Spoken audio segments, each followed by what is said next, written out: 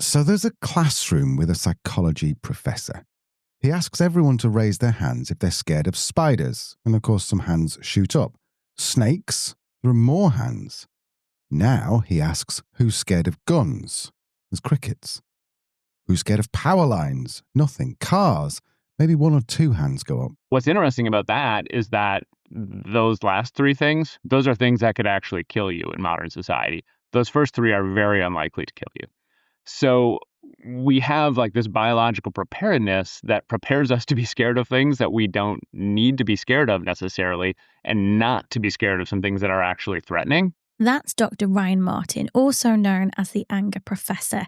And he's just revealed something quite profound about human emotions. Our brains are still running on ancient software in a modern world.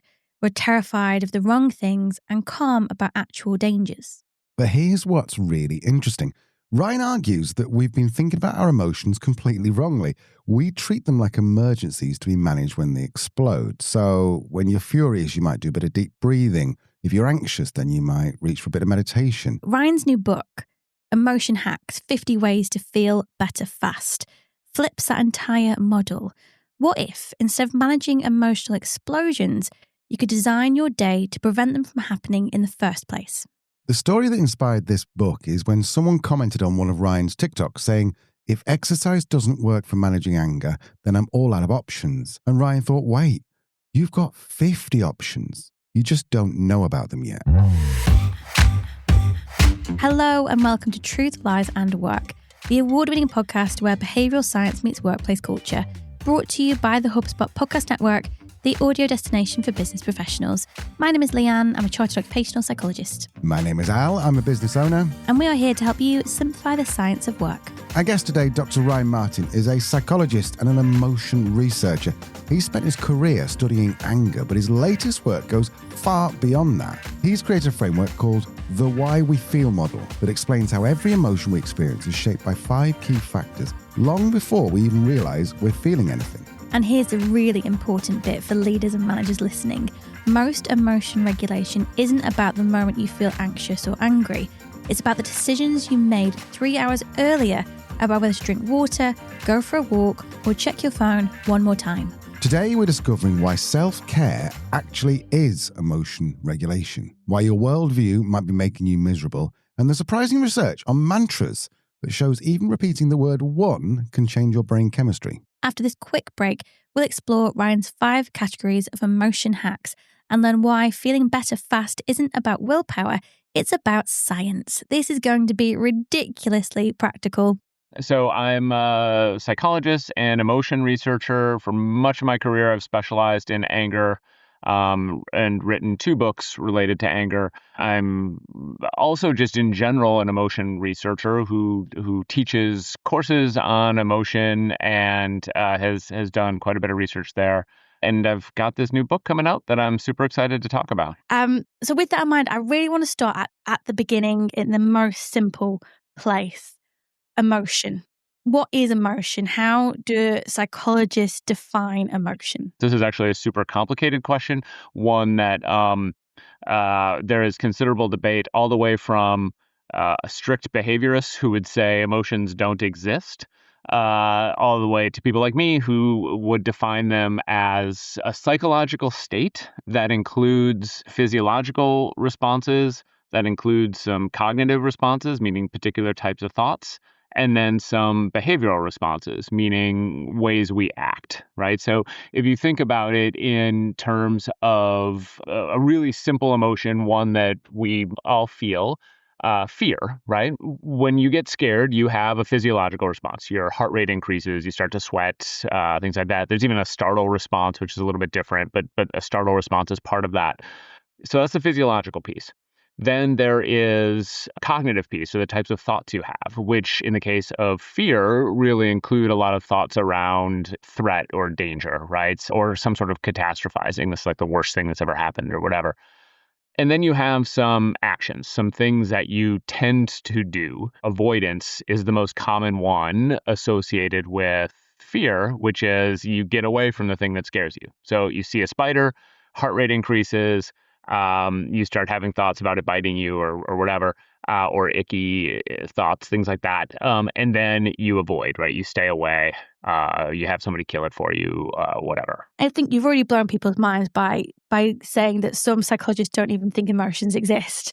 So I think it's as you say, it's such a complex area. Assuming they do exist, and we're in the camp that they do, why do we have them? Do they serve a purpose for us? I would argue, and there's good solid research for this, that our emotions exist because they provided an evolutionary advantage to our ancestors, both human and non-human ancestors. So ultimately, you can think of emotions as doing really two things. One is they give you information. So they are a source of information about your situation that you're in a given moment, right? And that information is pretty primal in a lot of ways. So if you think about it, if we just run through a bunch of emotions right now and think about what information they provide you. So anger lets you know that you may have been wronged or that something is interfering in your goals. Fear, we've already talked about, lets you know that you might be in danger. Sadness lets you know that you may have lost something. All of these feelings, it's your brain's way of taking information in and then sending you a signal to say, hey, something's going on, and you need to be aware of it. Now, the second thing that they do is they energize you to deal with whatever that thing is, right? So they give you the energy, and that's what that physiological arousal is for, or why that exists, is that it gives you the energy to confront the injustice or to flee the danger. Or an emotion we don't talk about very much is curiosity. And so curiosity, it's your brain's a way of alerting you to the fact that there's a gap in your knowledge. It's telling you, hey, there's something you don't know, and that something you don't know might be important. And then it gives you some energy to actually seek out an answer to a question or to figure out what you don't know. So imagine a friend says something to you like, hey, did you hear what happened to Taylor Swift, right? And now they've exposed a gap in your knowledge because you haven't heard what happened to Taylor Swift and you desire to fill that gap. You want to know. And so then the emotion gives you some energy to actually try and answer that question. So with that in mind then, are there any emotions that cause more problems than they are helpful now in terms of evolution? You know, how is it like the spleen or the appendix or something that evolution, we don't need it anymore? Is there an emotion that we don't need anymore, but it's here causing us problems? Vestigial emotions. So I don't think there's anything we don't need. I think that there are emotions that there are ways in which their usefulness back then does cause us some problems now, right? So the truth is that me as a person living in Green Bay, Wisconsin, who is exposed to very few scorpions or very few spiders that are actually deadly, I probably don't need a fear of spiders, right? But I did inherit. There's actually something we call biological preparedness that we are prepared to be scared of particular types of things.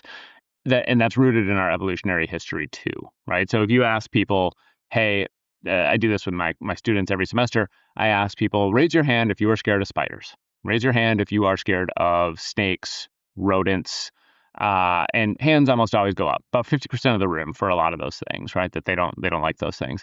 And then I say, raise your hand if you are scared of guns, and raise your hand if you're afraid of power lines. Raise your hand if you're afraid of cars. And hands don't regularly go up for those. Some do, but not very many. But what's interesting about that is that those last three things, those are things that could actually kill you in modern society. Those first three are very unlikely to kill you. So we have like this biological preparedness that prepares us to be scared of things that we don't need to be scared of necessarily, and not to be scared of some things that are actually threatening. So that's a way in which some parts of this might be vestigial. The other thing I would say is that it isn't so much that emotions aren't useful to us, but there are times where, what we see is that these emotions, they're valuable probably 90% of the time or 80% of the time, but then 10 to 20% of the time, we might quote unquote overreact, right? We might respond badly to our feeling and not handle it very well. And then that feels really overwhelming to us.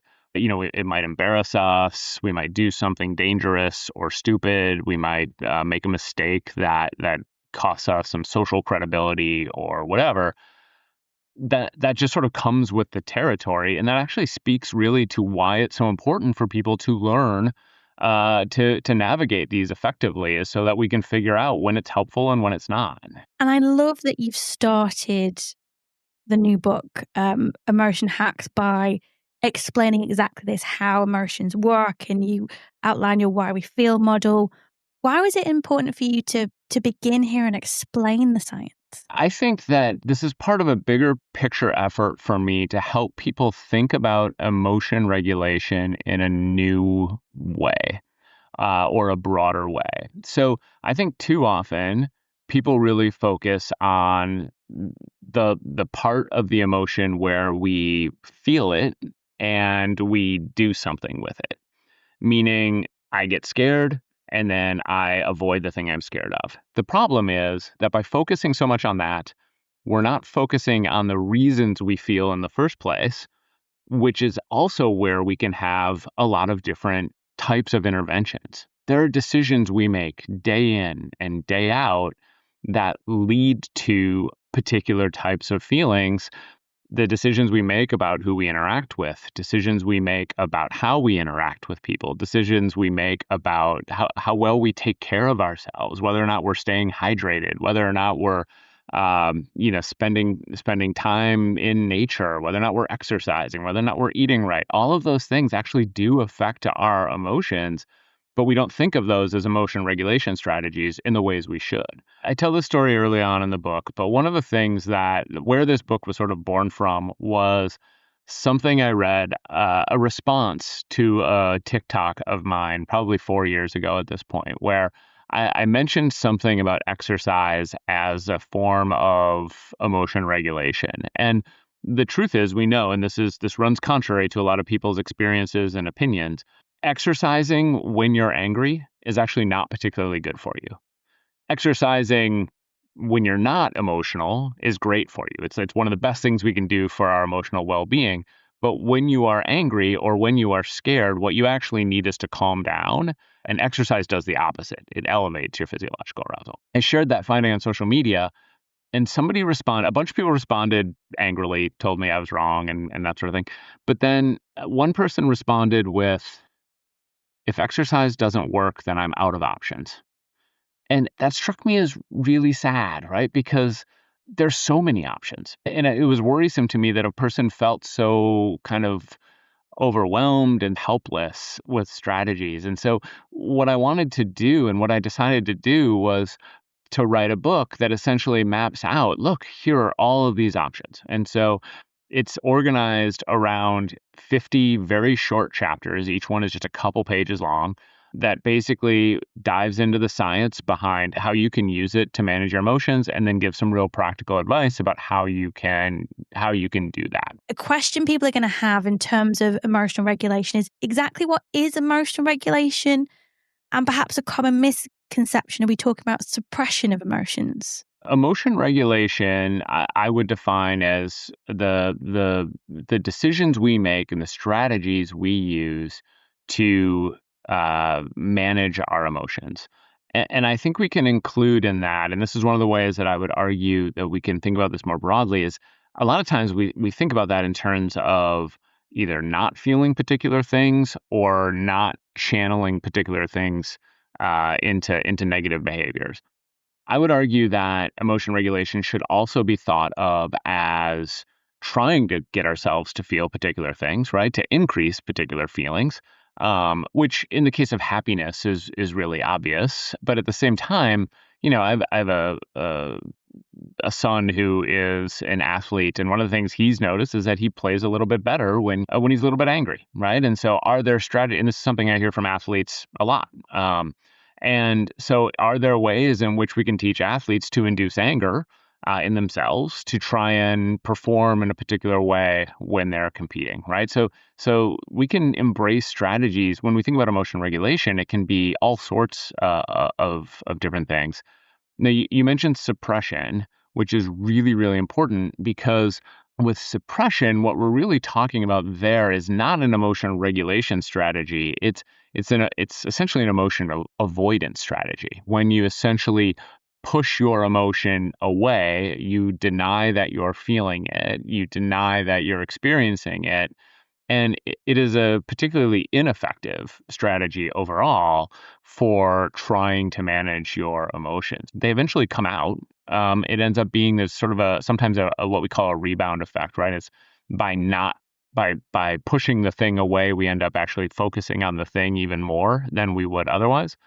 And so we know that's not particularly healthy and it's not particularly productive. Far better to learn to acknowledge the feeling and then decide what to do with it as an emotion regulation approach. One of the things people tell me often is that they find themselves feeling really overwhelmed by their emotions. And because they feel overwhelmed by them, they actually do, going back to what you said before, they suppress, right? It's like they just try and push it away. And they tell me, I hear this all the time, even from really close friends, they'll tell me this really sad story or this really frustrating thing. And then when I say I'm sorry or something like that, they say it's okay, right? Which is really a way of minimizing the impact of that feeling. And so what I'm trying to do for people is say, let's not minimize that feeling.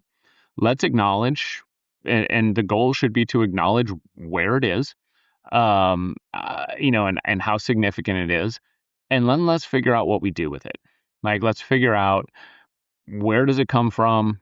How can I intervene? And how can I essentially make myself feel happier, make myself feel less scared, make myself feel less angry? How can I then decrease some of those negative feelings in a way that allows me to be more productive or more focused, or engage differently with my family or my friends or my colleagues or whoever? The core of emotional well-being is that it allows people to be better at just about everything. If you are good at managing your emotions, you're going to be better at almost every activity you engage in your life, from athletics to work to sleeping to engaging with your family. You'll just be better at all of those things. I love this, that you're bringing this to the focus and actually explaining to people this interaction. The book goes on to split these 50 hacks into 5 key categories. So we've got big picture, mood, interpretation, feeling, and expression. Why these 5 categories? Those are, by and large, rooted in the broader why we feel model. So when we feel something, it is the result of some sort of stimulus, right? Something that we experience, right? Going back to my spider example, the stimulus is the spider. So it's that, along with the mood we were in when we experienced that stimulus. So are we tired? Are we already scared of something else? Are we angry? Are we physically uncomfortable? Who knows, right? Along with how we appraise or interpret that stimulus. So do we see it as a threat? Do we see it as dangerous? How do we think about that particular thing? So those 3 things come together, and then they lead to the feeling itself, which in this case is fear. And then from that is, well, what we do with that fear, right? The behaviors that are associated with it.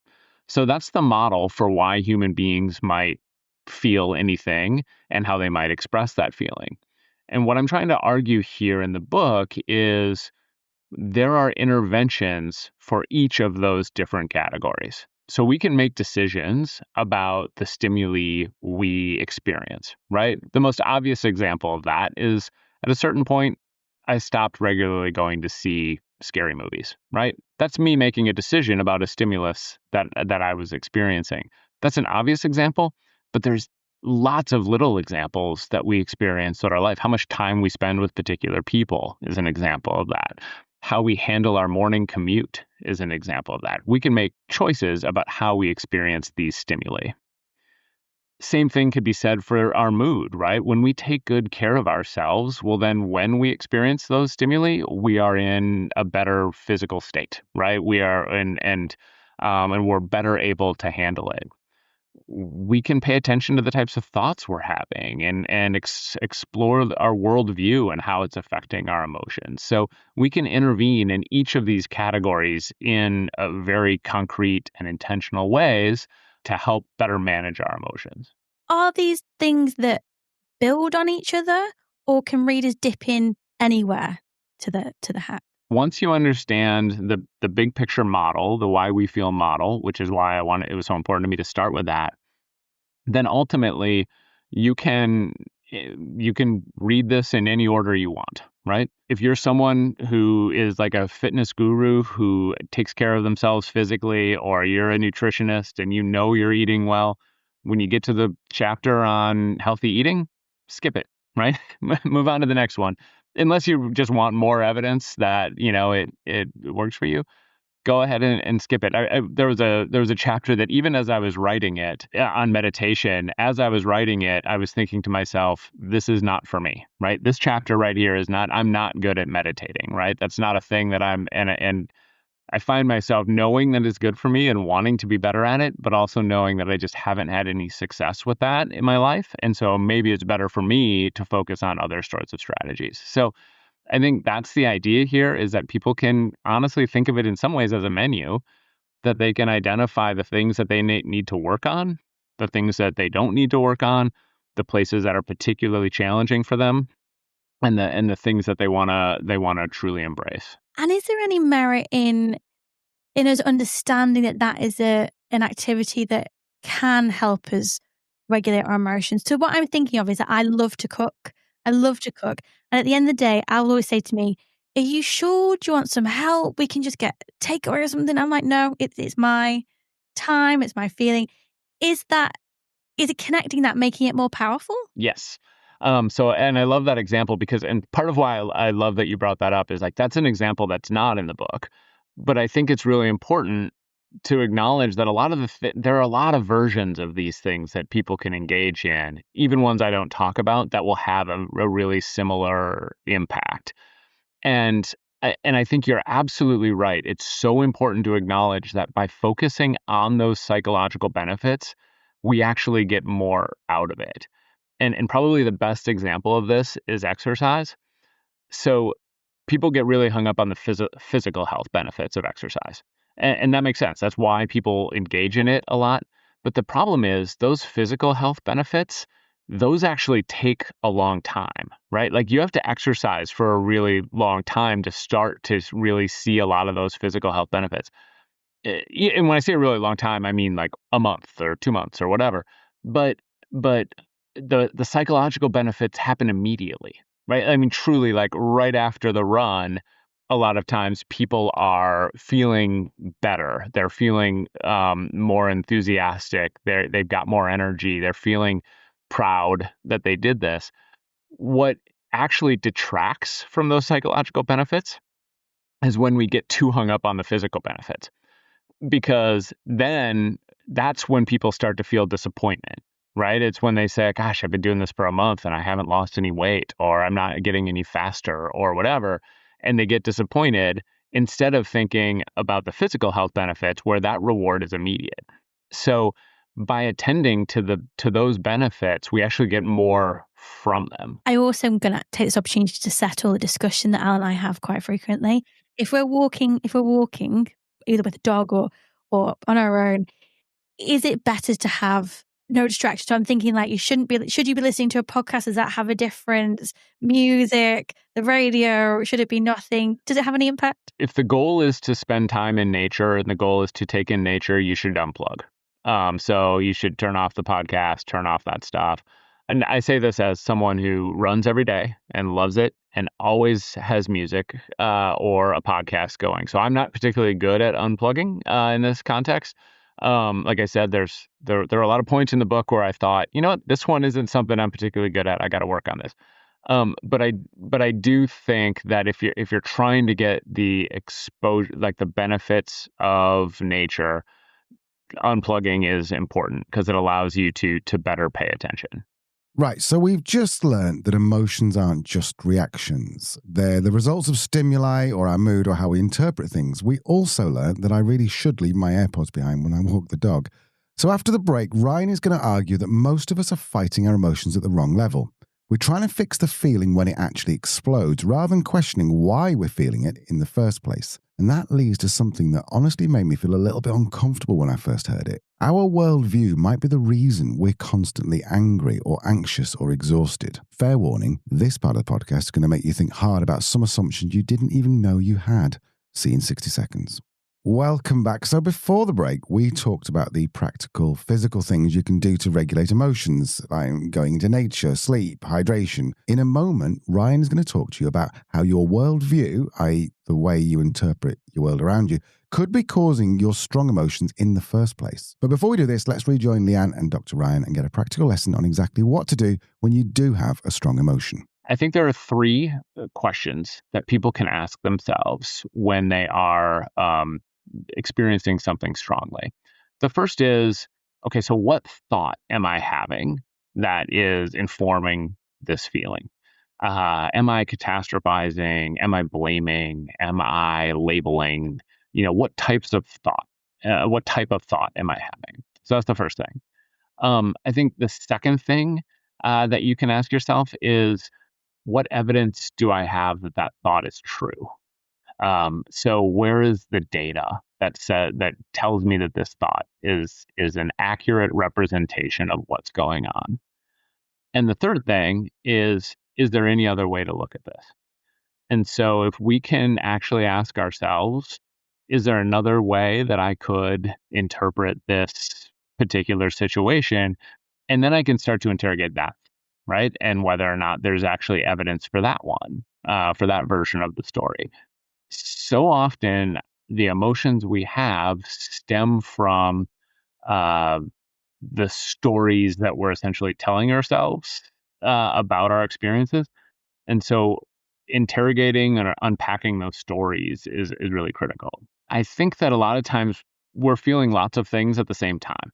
And so sometimes it's helpful to actually just acknowledge, okay, I am feeling sad and angry and scared, but probably the most significant thing or the primary thing I'm feeling right now is that anger.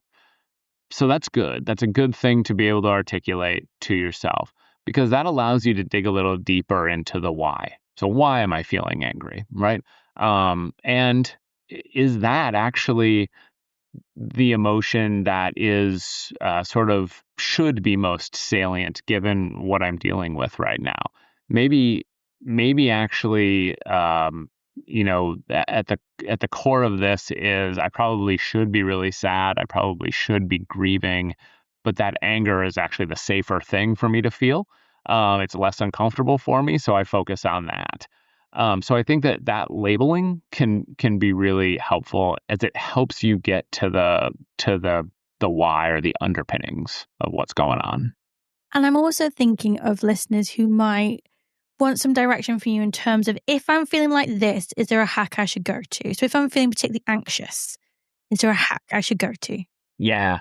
So there are. And I think that one of the things we do, and I'm going to come back to some of those things I said at the beginning that I was trying to sort of reframe us away from, but also acknowledge that when we are feeling something, those sorts of hacks really work, right? So if we are feeling anxious, well then, yeah, like deep breathing is a great way to decrease our physiological arousal, right? Lower our heart rate, decrease our muscle tension.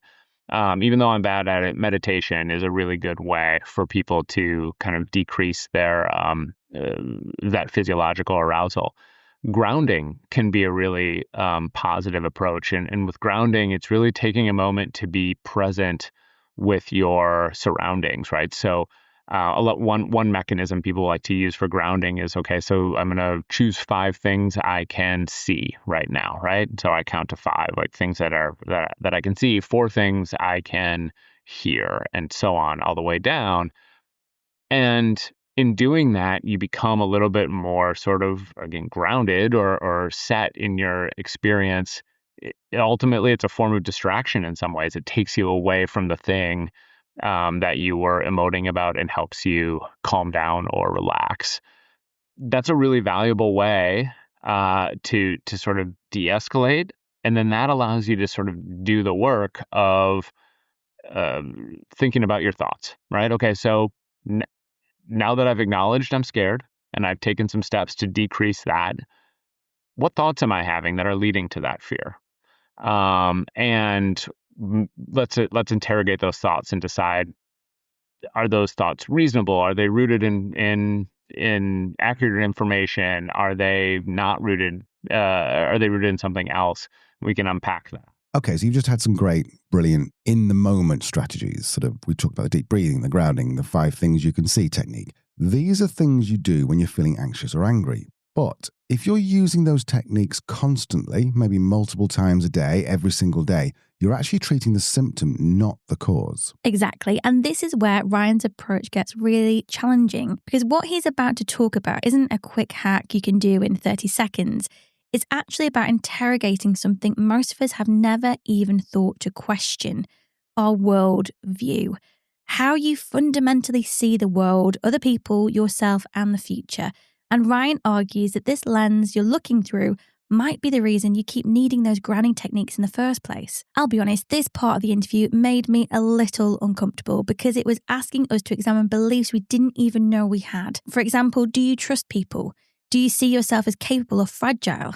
Do you see the future as threatening or full of possibility? And the really confronting part is this. These aren't just philosophical questions.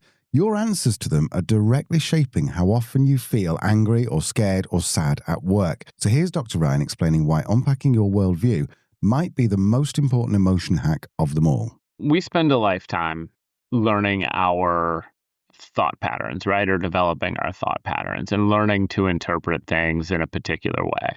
And so trying to just undo that is going to be really, really difficult. It's really difficult to not look at a thing and interpret the way you always have interpreted that thing.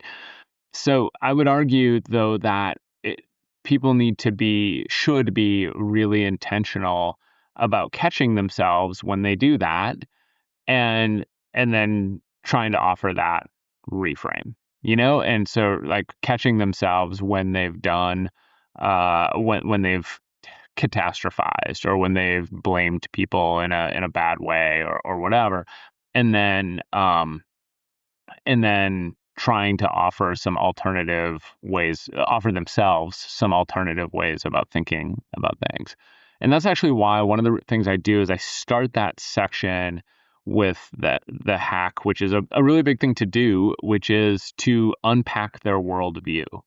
And what I mean by that is people should interrogate how they see the world, how they see themselves, how they see other people, how they see the future, and really ask themselves some relatively tough questions about: do I trust people? In general, how trusting am I? Do I see myself as competent and capable, or do I see myself as fragile and potentially somewhat weak? Do I see the future as am I optimistic about the future, hopeful about the future, or do I look at it as something to be scared of? I think that once you sort of try to better understand that worldview, that serves as a lens by which you take in all of this information. And so if you don't trust people, if that's sort of your inherent is like, hey, look, I got to watch out for me because other people aren't trustworthy, well, then you're going to find yourself feeling scared, angry, and sad more often. And maybe you should be. Like, maybe that's a good, safe emotion to feel because people in your sphere of influence are not trustworthy. That's a question people have to sort of navigate on their own. But inherently, that's going to be the outcome, is that you will find yourself more frightened of the people around you. You will find yourself more angry with people who don't do what you want them to do. You'll find yourself feeling sad more regularly because you're surrounded by people you aren't comfortable with.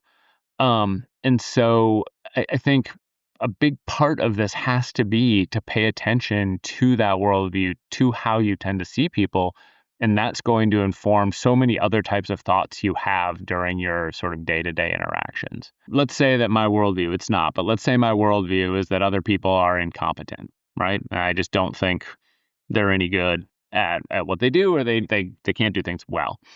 Well, then when I'm at work and someone does a thing and I don't like how it's done, or I find myself seeing them through the lens of like blame proneness, and seeing that through the lens of, look, I don't think people are competent, and hey, look, I thought they would screw this up, and now I'm looking at what they've done, and indeed they screwed it up just like I thought they would, right? So that lens informs the types of thoughts I have in those sort of day-to-day moments, when I'm encountering other people's work or things like that.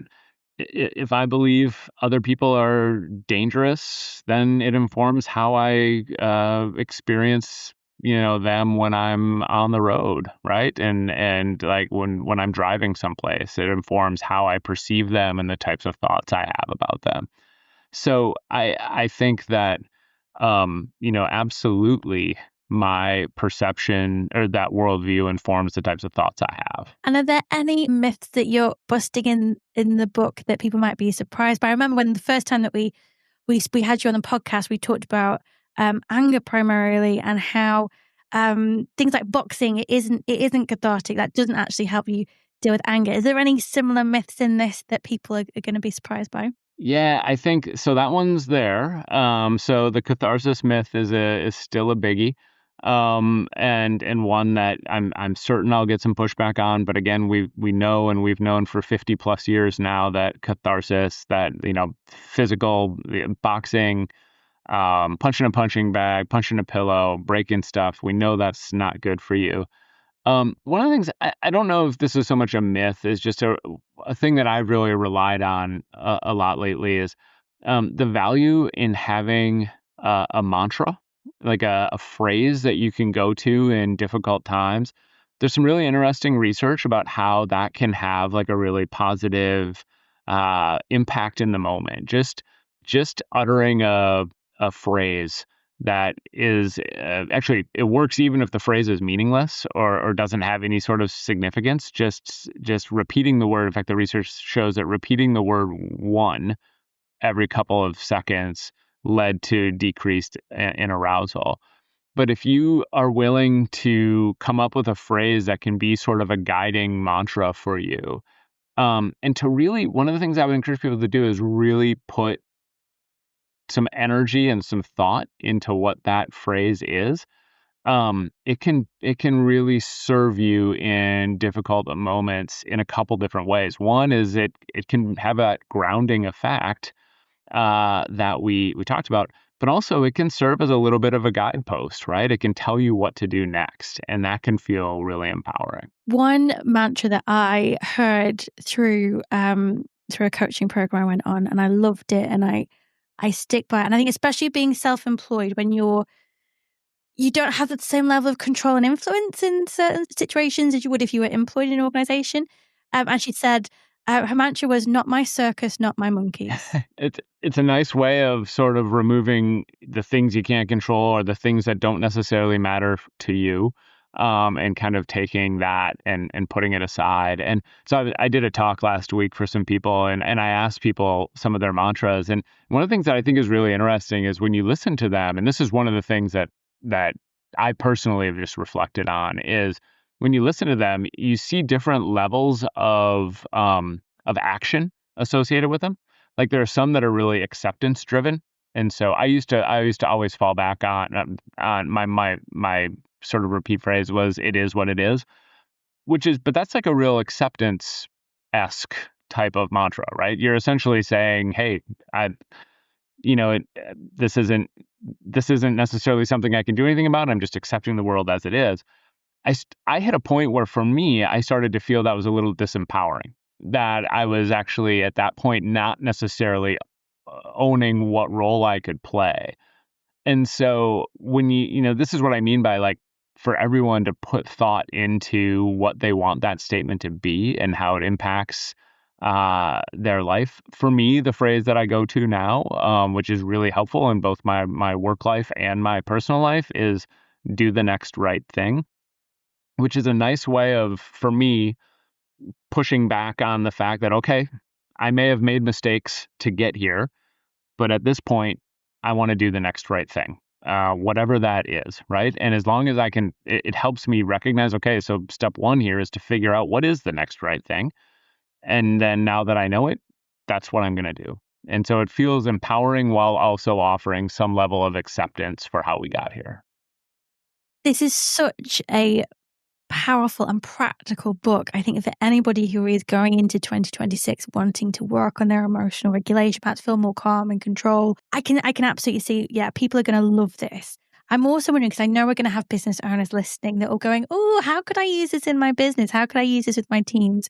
Can they? How would you advise they do that? Yeah, I think they absolutely can. And I think there's a couple of different ways that people can think about this. From a leadership perspective, I oftentimes find myself trying to better understand the emotions behind how I'm reacting to an employee or one of my faculty or anyone that I'm working with.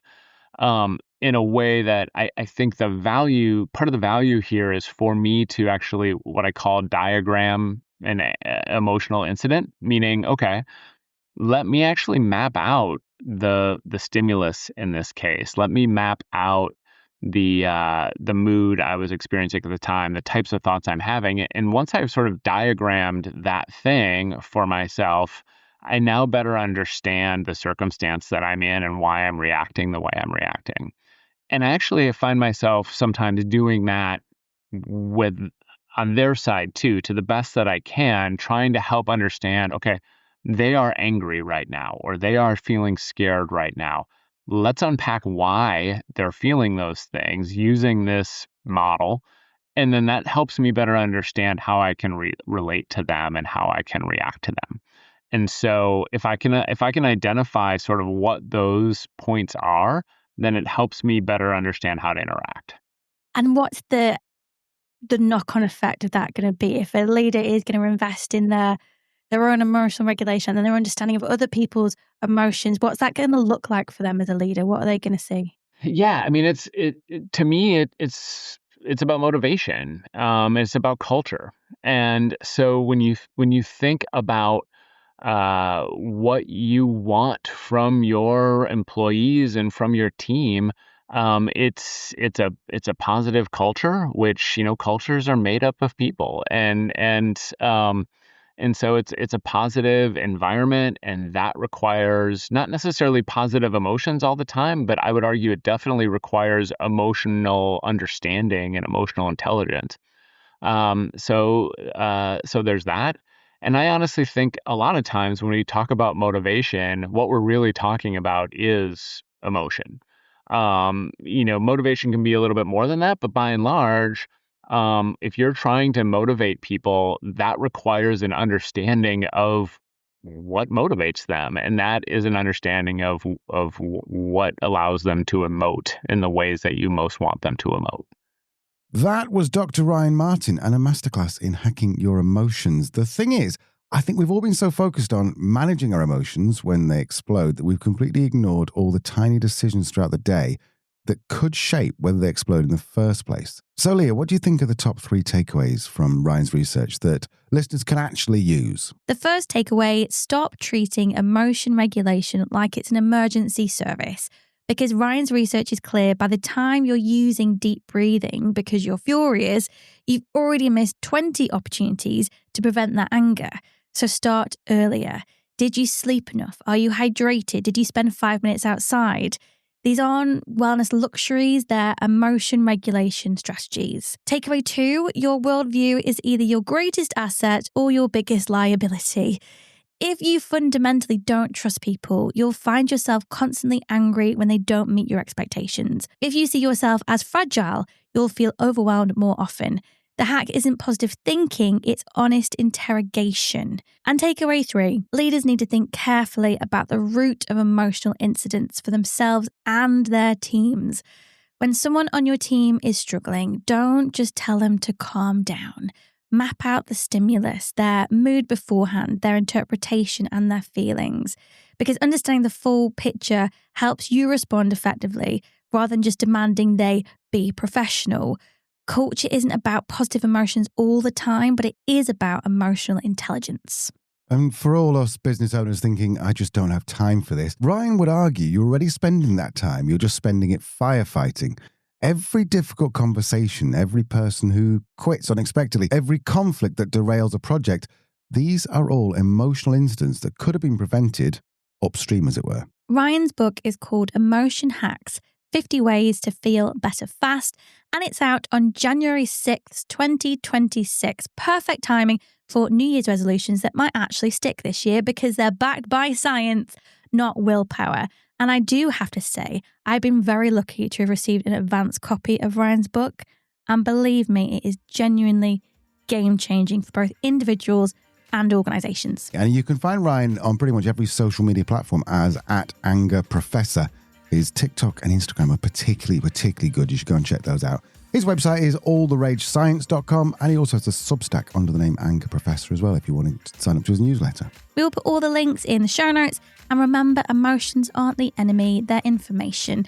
The real question is whether you're listening to them early enough to do something useful with that information. This is Truth, Lies and Work. We'll see you next week.